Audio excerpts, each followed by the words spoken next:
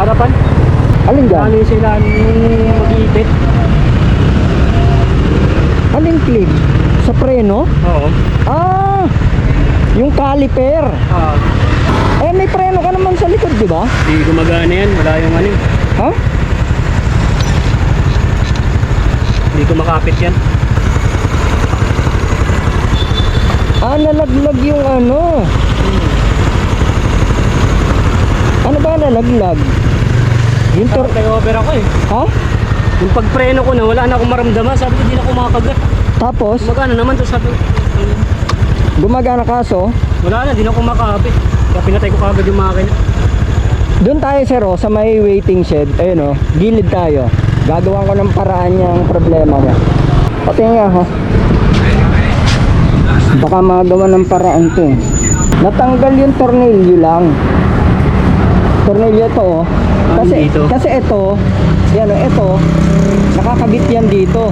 Dito sa likod yan May tornilyo yan dito. Nakakapit dito. Bumitaw. Tingnan ko kung may tornilyo pa ako. Kabababa lang ng pasahero ko, nakita kita nagtutulak eh. Meron yata akong kasya rito ang tornilyo.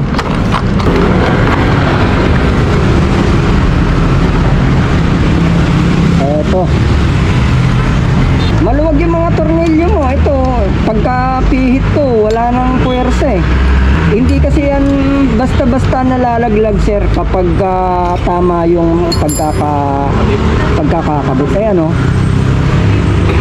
Ayan sumara yung mo, yung caliper mo, yung brake pad nagdikit. Hindi na siya umiipit dito. Kasi nga nakalas to. Saan ka ba papunta? BSP pa ako. BSP Pasay? Malate. BSP Malate sa may Rojas Boulevard. Eto sir, gagawin ko ng paraan to. Ayan.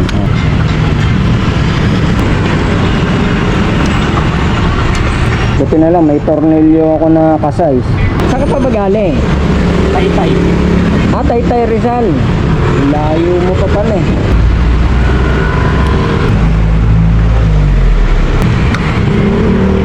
Lalak lang natin. Ayan, hindi na nahuhugot. Yan, tapos ipreno mo.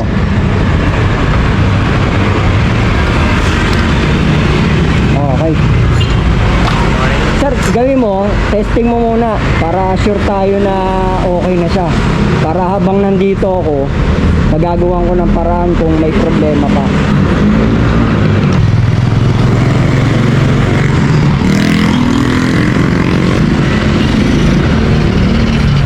Ano, nagpe-preno na?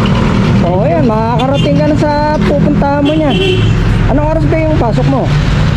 Alas 9. Alas 9? Oo, yan, makakarating ka na niyan. Thank you, man. Wala nga naman po, wala nga naman. Thank you, boss. Okay.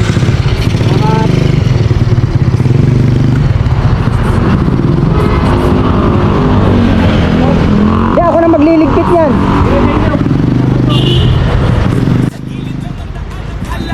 Kung ang mundo'y tila walang pakialam, may isa pa ring handang umunawa. Ako si Nasvel.